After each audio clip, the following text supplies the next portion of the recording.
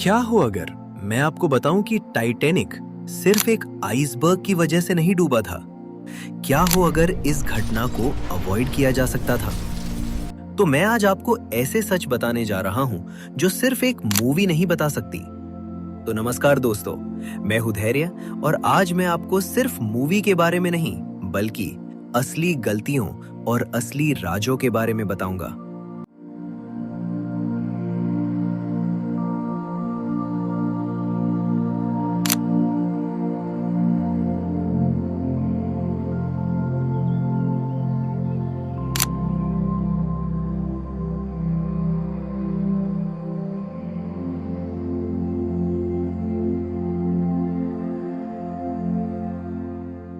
तो बात है 10 अप्रैल 1912 की, जब एक ऐसा जहाज जिसको अडूब या अनसिंकेबल शिप कहा जाता था, वो अपनी जर्नी के लिए रवाना हुआ।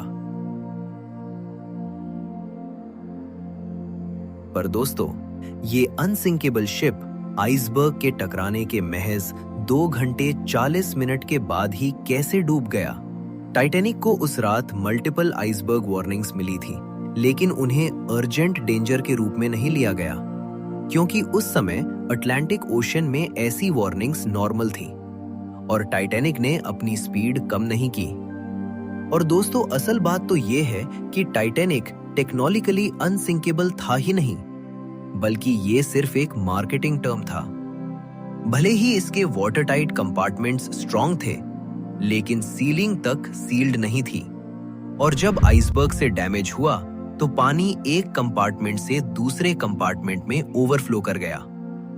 चलो तो अपने टॉपिक पर वापस आते हैं। जब टाइटैनिक रवाना हुआ तो रवाना होने के 2 दिन बाद ही 12 अप्रैल 1912 को ही टाइटैनिक को अपनी पहली आइस वार्निंग्स मिलना शुरू हो गई थी।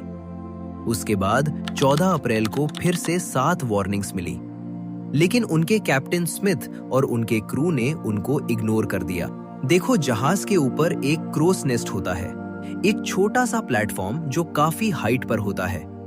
इसको लुकआउट पॉइंट भी बोलते हैं। इस पॉइंट पर किसी को बैठा के रखा जाता है, जिससे वो आगे आने वाली चीजों पर नजर रख सके। रात के 11:38 पर फेडरिक फ्लीट नाम का एक बंदा इस पॉइंट पर बैठा था। ये अचानक देखता है कि सामने एक बर्फ का पहाड़ है, एक आइसबर्ग है। वो जल्दी से 3 बार घंटी बजाता है ताकि नीचे बैठे लोग सुन सके, लेकिन अनफॉर्चुनेटली बहुत लेट हो चुका था और सिर्फ 1 मिनट बाद ही 11:40 पर टाइटैनिक आइसबर्ग से टकरा जाता है। देखने की बात यह भी है कि उस समय टाइटैनिक पर सिर्फ 20 लाइफ बोट्स थीं, जो कि 2224 लोगों के लिए काफी नहीं थी। पर सवाल ये है कि ये नंबर इतना कम क्यों था? क्या ये टाइटैनिक अनसिंकेबल है, उस घमंड में था, या फिर उस समय के आउटडेटेड मैरीटाइम लॉ की वजह से था? क्योंकि इस लॉ के हिसाब से ये नंबर लीगल था। टाइटैनिक के डूबने के बाद बहुत से सवाल उठे, कई कंट्रोवर्सीज हुई, कई इन्वेस्टिगेशंस कराई गई और कुछ ऐसी बात सामने आई जिनको लेकर लोग शॉक्ड रह गए। कैसा लगे दोस्तों अगर मैं कहूं कि उस रात टाइटैनिक से महज 37 किलोमीटर दूर एक जहाज मौजूद था, जो टाइम पर डिजास्टर वाली जगह पर पहुंच सकता था। उस जहाज का नाम था SS कैलिफोर्निया। टाइटैनिक के टकराने से पहले आखिरी आइसबर्ग वार्निंग इसी जहाज से आई थी।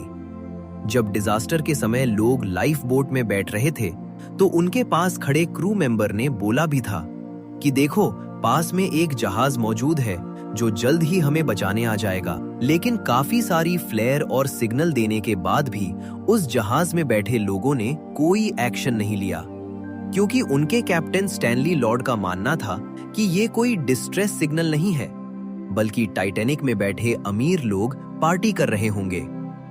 तो दोस्तों, ये थी टाइटैनिक की कहानी। अगर उस रात प्रिकॉशन रखे जाते तो शायद इतना बड़ा हादसा हुआ ही नहीं होता। इस बारे में आपकी क्या राय है, कमेंट कीजिए। मैं मिलता हूं आपसे अगली वीडियो में।